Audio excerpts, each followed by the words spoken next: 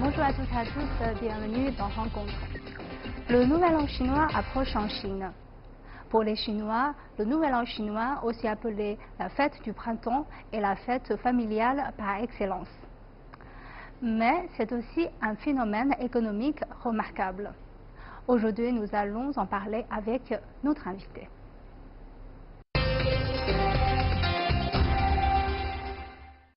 Nous avons le grand plaisir d'accueillir sur notre plateau M. Ding Fan. Bonjour. Vous êtes chercheur à l'Institut de recherche sur le développement du Conseil des affaires d'État. Bienvenue sur notre plateau. Quand on parle du Nouvel An chinois, c'est une occasion très joyeuse et tout, mais je pense que nos téléspectateurs ne connaissent pas tous ce qu'il s'agit de ce Nouvel An chinois. Donc je pense tout d'abord, peut-être vous pouvez donner une petite explication. Le Nouvel An chinois tend à devenir une fête internationale maintenant, parce que comme les Chinois sont un peu partout dans le monde, et le Nouvel An chinois, c'est la plus grande fête pour les Chinois, et du coup, le Nouvel An chinois est devenu une opportunité commerciale. C'est une occasion de promotion commerciale au même titre que Noël, etc. Effectivement, en Chine, le Nouvel An chinois, c'est la plus grande fête du pays et de la population chinoise, donc pas seulement en Chine, mais aussi pour des Chinois dans le monde. Donc, chaque année, donc, il y a beaucoup d'activités qui sont liées au Nouvel An chinois. Pour parler du Nouvel An chinois, il faut parler du calendrier, parce que le Nouvel An, c'est le Nouvel An. Et le calendrier chinois n'est pas le même que le calendrier auquel on est habitué, c'est-à-dire le calendrier occidental. Le calendrier chinois était un ancien calendrier qui remonte plus loin dans l'histoire. Et le calendrier chinois, donc avec le Nouvel An chinois, avait des influences très importantes sur toute l'Asie. Dans l'ancien temps, le Nouvel An japonais, par exemple, est carrément le Nouvel An chinois. Jusqu'à l'ère Meiji, ils ont décidé d'être occidentalisés, d'imiter le modèle occidental, etc. Ils ont carrément adopté le calendrier occidental et en abandonnant le Nouvel An chinois et le calendrier chinois. Alors, en Chine, nous avons gardé cette tradition, donc, dans le calendrier chinois modernisé. Donc, aujourd'hui, il y a deux systèmes, en fait. Il y a le système du calendrier occidental, le Nouvel An occidental, et le Nouvel An chinois, le calendrier chinois. Donc, il faut rappeler que le calendrier chinois, c'est quand même très agricole. Enfin, oui, on appelle ça aussi un calendrier agricole. Parce que le calendrier chinois n'est pas seulement solaire, mais aussi lunaire, qui est en relation avec avec la variation des saisons, etc., avec des indications saisonnières. C'est-à-dire que selon les saisons, à quel moment il faut semer, à quel moment il faut déraciner les herbes, à quel moment il faut arroser les terres, etc., etc. Tout est indiqué dans le calendrier chinois, le calendrier agricole. Donc le Nouvel An chinois, par rapport au calendrier occidental, il y a toujours un décalage à peu près d'un mois. Et tout cela est très important parce que le Nouvel An traduit en chinois moderne veut dire la fête du printemps. En fait, ça annonce l'arrivée du printemps. Mais c'est la plus grande fête des Chinois. Donc on aime bien se réunir. C'est aussi une fête familiale, un peu comme Noël dans la société occidentale. Les membres de famille se réunissent tous ensemble. s'ils ne sont pas tous ensemble, s'ils habitent dans les différents coins du monde, pas seulement de Chine.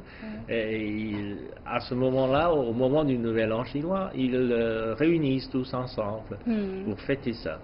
Et vous avez évoqué que pour les membres des familles qui ne sont pas, qui habitent pas avec leur famille, il faut qu'ils rentrent chez eux. Donc ça provoque en Chine en fait ce qu'on appelle le Chunyun, c'est-à-dire le transport pendant la fête du printemps, qui est censé être la plus grande migration du monde. Donc pouvez-vous nous donner quelques chiffres pour illustrer un peu ce phénomène qui est un peu on ne peut voir nulle part dans le monde. C'est vrai, oui, c'était vraiment des vagues de migration, des migrations bien sûr temporaires, mais ce sont des vagues de migration très importantes. Ça implique, par exemple, pour citer que le chiffre de l'année dernière, parce que nous n'avons pas encore le chiffre, on a des prévisions sur le nombre de voyageurs en Chine, mais l'année dernière, au moment du Nouvel An chinois, les vagues de migration impliquent à peu près 400 millions de personnes qui voyagent en Chine. Quand on voit un peu les photos de la station de train, c'est assez impressionnant. Oui, et avec le développement dans la Chine, maintenant, on a de plus en plus de moyens de communication. Donc, on est dans le temps. On était obligé de prendre le train pour rentrer chez lui, pour rentrer dans son pays natal, comme on dit, pour voir des amis, ses parents, etc. Souvent, les trains sont bondés à craquer. Et maintenant, avec le développement du TGV, il y a beaucoup plus de trains, il y a beaucoup plus de choix. Il y a aussi des vols intérieurs, des aviations, mais il y a aussi en Chine, depuis ces dernières années, nous avons développé un réseau d'autoroutes. Un réseau national d'autoroutes, c'est le plus long du monde, donc ça facilite un peu la communication. Il y a un système de bus de communication interville, c'est-à-dire entre les villes, il y a des bus de longue distance, on appelle ça aussi aux États-Unis, au Canada, Greyhound Bus. Et ce genre de bus de longue distance, interville, etc., se développe assez rapidement en Chine aussi.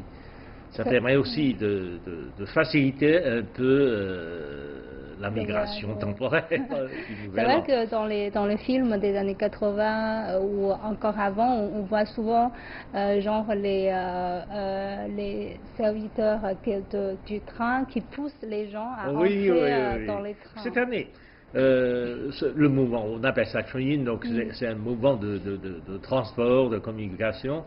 Et le jour qui a commencé le 18 janvier ou le 20 janvier, je me souviens, ou le 28, le premier jour de cette vague de migration, il y a plus de 70 millions de personnes en déplacement. Vous pouvez imaginer plus que la totale population de la France en mouvement dans une seule journée. C'est vrai que en plus acheter le billet de train c'est devenu une vraie difficulté, mais même avec la technologie aujourd'hui on a plus de moyens. Avant il faut faire la queue dans la station, maintenant on peut acheter en ligne. Oui, on peut en acheter en ligne, on peut faire la réservation. On peut déjà il y a plusieurs années on avait développé un système d'appel téléphone. Donc on peut appeler au téléphone à la gare ou au service de billets de train à la gare pour réserver des billets de train, etc. Oui, mais souvent les lignes sont toujours tout le temps occupées, etc. Oui, donc on a développé ça en ligne, avec Internet, etc. Et aujourd'hui, comme tout le monde a un portable, un téléphone portable, et de plus en plus de monde utilise le portable pour réserver des billets de train pour le Nouvel An chinois. Évidemment, c'est plus commode, mais il faut tout de même se dépêcher parce que quelquefois il faut réserver ça des jours et des semaines à l'avance. Sinon, on n'arrive pas à trouver de place. Mais quand on rentre chez soi, réunion familiale, est-ce que vous voyez une évolution des traditions, ce qu'on fait dans la famille? Parce que quand vous étiez petit, Oui. ça sera très différent. Il y a certainement une évolution des activités liées au Nouvel An chinois. Autrefois, il y a beaucoup plus de fêtes populaires, par exemple. Il y a dans les grands parcs, par exemple, ici à Pékin, dans les grands parcs, on a ce qu'on appelle des miaohui, c'est-à-dire des activités liées au Nouvel An, à la fête du printemps, etc. D'abord, il y a beaucoup de friandises, toutes sortes de choses à manger, mais il y a aussi des spectacles, de l'acrobatie, des pièces de l'Opéra de Pékin. Il y a aussi des jeux, des distractions, etc., etc., pour amuser le monde, ce qu'on appelle le dialogue comique. C'est souvent le spectacle le plus applaudi dans ce genre d'activité. En dehors de ça, il y a aussi souvent, c'est aussi un moment pour faire la promotion de toutes sortes de choses. Pour consommer, pour la consommation, oui. Le Nouvel An chinois est toujours lié à une saison de consommation dans le temps, parce qu'on n'était pas très riches, et souvent les enfants. Et les enfants n'ont pas de nouveaux habits qu'au moment du Nouvel An. Au Nouvel An, parce que les enfants, ça grandit. Ça grandit et les parents ne peuvent pas se permettre de leur acheter tout le temps de nouveaux habits. Et bien, souvent, le Nouvel An, c'est une opportunité de montrer des enfants sous une nouvelle forme. C'est-à-dire avec des habits nouveaux, bien déguisés, etc., etc. Mais donc ce sont des opportunités commerciales. En plus, j'ai vu même avant, dans la campagne, le Nouvel An chinois peut être la seule occasion dans l'année pour manger de la viande aussi. Parce que ah oui, lorsqu'on était, c'est une des, il faut reconnaître que même lorsque la Chine était très pauvre, lorsque j'étais à la campagne, j'ai été envoyé à la campagne pendant la Révolution culturelle, et là, même à la campagne, oui, on mange de la viande quelques fois par an. Pas une seule fois par an, mais quelques fois par an. Mais évidemment, le Nouvel An, c'est une occasion inouïe pour manger de la viande. Souvent, on mange de la viande pendant plusieurs jours. C'est donc quelque chose de très important. Donc tout ça pour dire que pour les Chinois qui ont une habitude d'épargner, de ne pas consommer trop dans la vie quotidienne, ils consomment avant la fête du printemps. À la saison du fête du printemps, il y a toujours une augmentation de la consommation en Chine, ou parmi les Chinois. En Chine, en particulier, l'année dernière, pour la saison du Nouvel An chinois, donc tout juste avant le Nouvel An, parce que le Nouvel An, tout le monde est en vacances, donc il n'y a plus d'activité, mais peu avant le Nouvel An, la consommation a augmenté beaucoup. En gros, l'année dernière, on a consommé quelque chose de plusieurs dizaines, 70 milliards de yuan. Donc la consommation est très importante. Même que pour le voyage, pour les voyages et pour les hôtelleries. Ça aussi, ça entraîne beaucoup de consommation aussi. L'année dernière, le voyage représente, comme il y a plus de 400 millions de personnes en déplacement, donc ça, des billets de train, des billets d'avion, des billets de bus, etc. Il y a beaucoup de consommation. En plus, les hôtels. Les hôtels sont tous, les chambres d'hôtel sont tous occupées. Et rien que l'hôtellerie l'année dernière, ça a impliqué plusieurs centaines de milliards de yuan de consommation. C'est énorme aussi.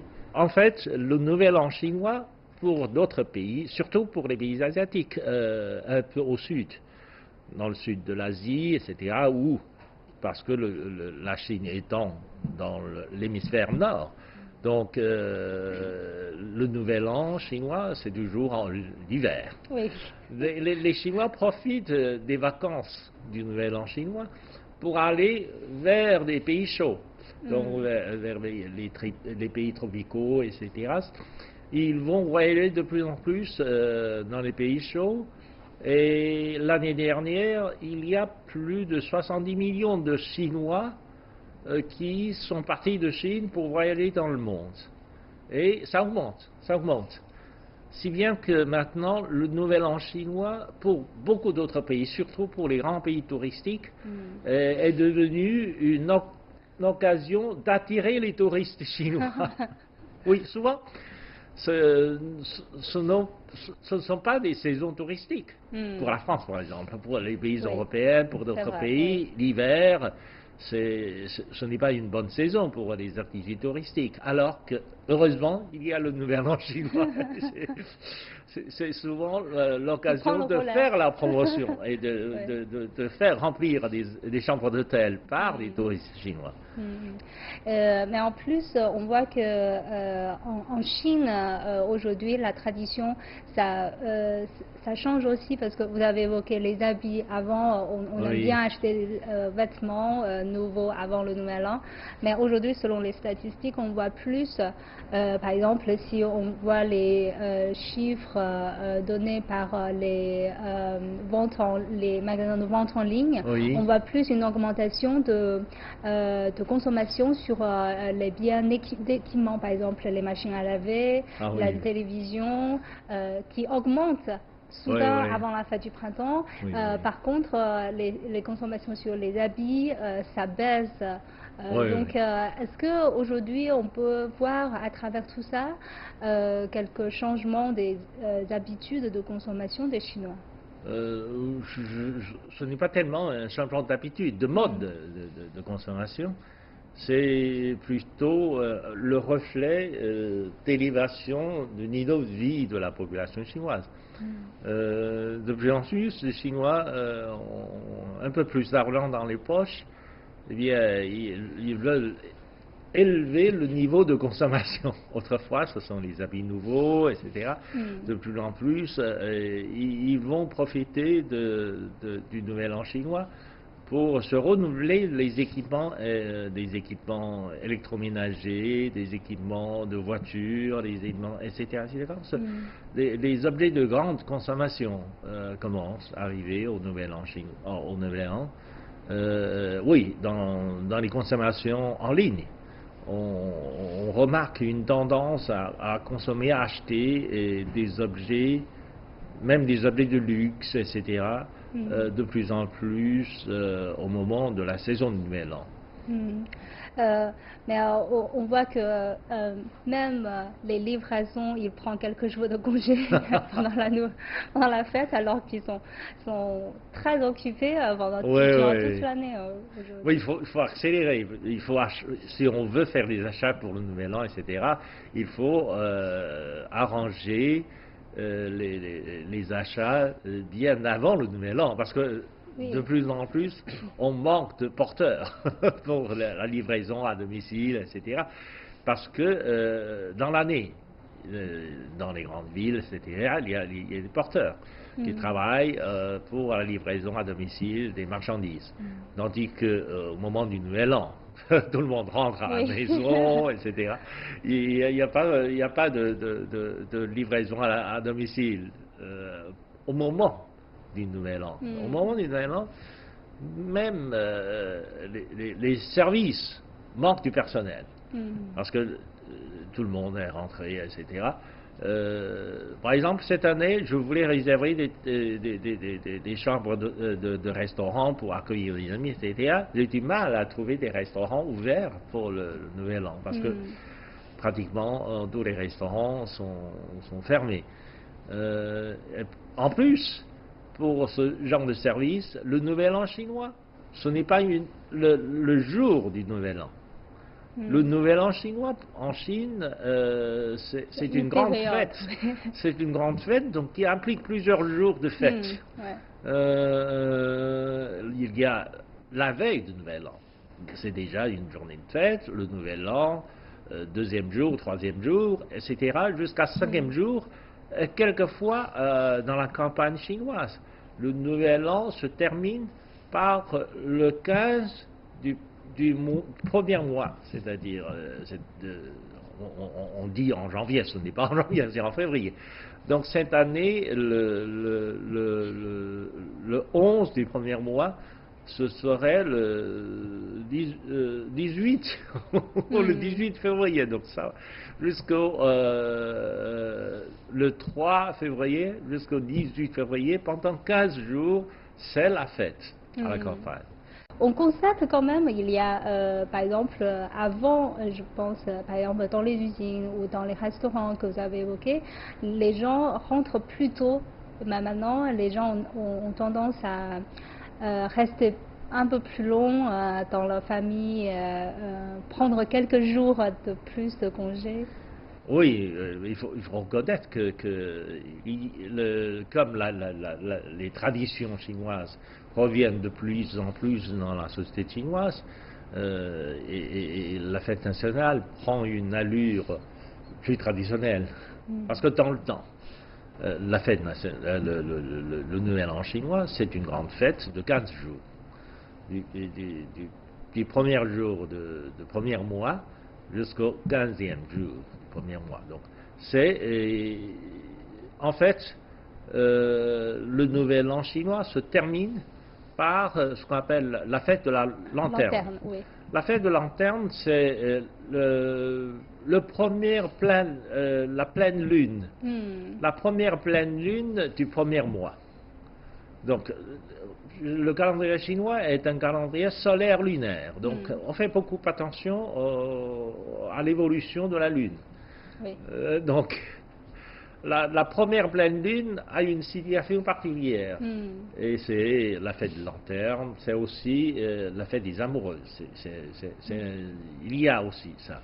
Parce que dans le temps, dans l'ancienne Chine, etc., pendant la fête de la lanterne, les jeunes gens se rencontrent, ils font des devinettes sur les poèmes, sur les célébrités, etc., par ce qu'on appelle des devinettes sur les lanternes. Et dans les lanternes, il était écrit toutes sortes de devinettes. Il faudrait deviner ce qu'il y a derrière les poèmes, ce qui est derrière les dessins, etc. etc. C'est vrai que, en fait, dans le temps, la Chine est très agricole, comme les familles, ils sont assez, les gens sortent très rarement. Oui, il n'y a pas beaucoup d'opportunités de rencontres, d'activités sociales, etc. Tandis que le Nouvel An, c'est souvent, comme il y a des jours de vacances, comme il y a aussi des fêtes, etc., c'est souvent des opportunités pour des activités, pour des rencontres sociales. Mais aujourd'hui, on a seulement 7 jours de congé et c'est un peu dommage. J'aimerais bien revenir sur les 15 jours. Alors, il y a un autre fait assez intéressant qui est lié un peu à l'argent, c'est l'enveloppe rouge. Qui plaît beaucoup aux enfants. Et aujourd'hui, on voit que c'est très intéressant parce qu'aujourd'hui, avec les paiements en ligne, il y a beaucoup de choses qui se passent en ligne, de l'argent qui sont transférés via des mobiles ou via le téléphone. Mais les enveloppes rouges, ça reste quand même un signe qu'il faut vraiment de l'argent, non? Ah oui, mais c'est beaucoup plus symbolique que réel.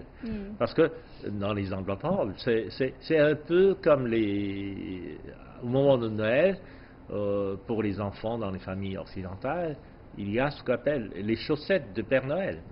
On cache des cadeaux, des choses dans des chaussettes. On dit que oui, ce sont des cadeaux de Père Noël.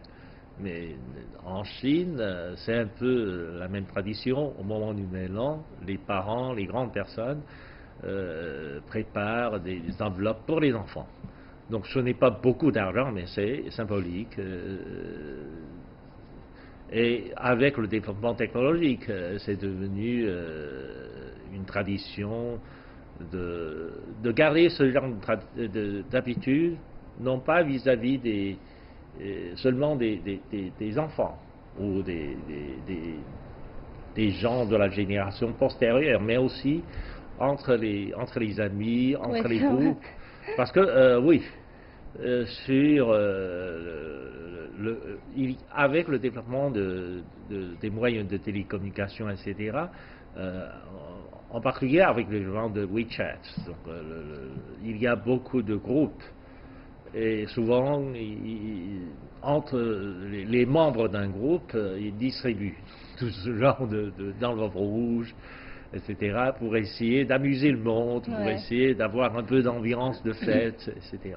C'est vrai que WeChat a vraiment fait un enveloppe rouge comme ça, électronique. Oui. Vous cliquez, vous allez mettre de l'argent dedans et puis vous allez distribuer. Oui. mais c'est très intéressant parce que, comme vous avez dit, pendant Noël, c'est les cadeaux qu'on distribue aux enfants. Et en Chine, on voit que c'est quand même... D'où vient cette tradition vraiment de liquide? Vous voyez, il y a pas vraiment entre les confrères aussi, c'est vraiment de liquide qui se transforme, qui se transférait entre les gens. Cela montre, parce que les pièces monnaie qu'on distribuait sous l'enveloppe rouge n'étaient pas beaucoup d'argent. C'était des petites monnaies, des pièces. Et là-dessus, la Chine avait une longue tradition de petites monnaies. Contrairement à l'Europe, par exemple, au Moyen Âge. En Europe, il n'y avait pas vraiment un système monétaire. Le système monétaire était basé sur des pièces d'or. Donc, avec des pièces d'or, la valeur était tellement élevée que seulement les grandes familles, les noblesses, quand ils s'échangent des châteaux ou des terrains, etc., ils ont besoin des pièces d'or. Autrement, dans la plupart des échanges commerciaux, c'est le troc. Les gens apportent des choses, on s'échange. Donc ils n'ont pas ce genre de système, évidemment, ils n'ont pas ce genre de système monétaire. Alors qu'en Chine, depuis le premier empereur, depuis Qin Shi Huangdi, etc., il a unifié le système monétaire. Et le système monétaire était basé sur des petites pièces de bronze qui ne valent pas beaucoup, mais qui permet aux Chinois d'échanger beaucoup de choses. Et ce système monétaire très fin, détaillé, etc., permet à l'économie chinoise d'avoir une division de travail très sophistiquée, en fait. À cause de ce système monétaire. À cause de ce système monétaire, mais donc c'est aussi une tradition familiale, on peut mettre 2 pièces de bronze, etc., aux enfants, symboliques. Quand vous dites la division du travail est très fine, c'est-à-dire quoi? Ce système monétaire très concret, très détaillé, etc., permet à l'économie chinoise d'avoir une division de travail. Donc on a des professions. En Europe, il n'y avait pas beaucoup de professions. C'est la noblesse, les paysans, la paysannerie, qui travaillent au service des familles aristocratiques. C'était ce genre de structure. Parce que d'autres travails ne peuvent pas se diviser parce qu'il n'y a pas suffisamment d'échanges. Tandis qu'en Chine, déjà sous les Song, donc il y a plus de 1000 quelques années, vous avez des professions, des cuisiniers, des coiffeurs, etc., en ville. Déjà, à l'époque, au Moyen Âge, dans les villes européennes, c'est des dizaines de milliers de personnes. Tandis que dans les grandes villes en Chine, sous la dynastie Song, donc il y a plus de 1000 ans, la population dépasse 1 million dans une grande ville. Alors je vous remercie, M. Ding, d'avoir analysé ces phénomènes économiques liés à la fête du printemps avec nous et je vous souhaite une très bonne fête du printemps à vous. Merci bien. Et je vous remercie d'avoir suivi notre émission et je vous souhaite au nom de toute la rédaction une très bonne année chinoise.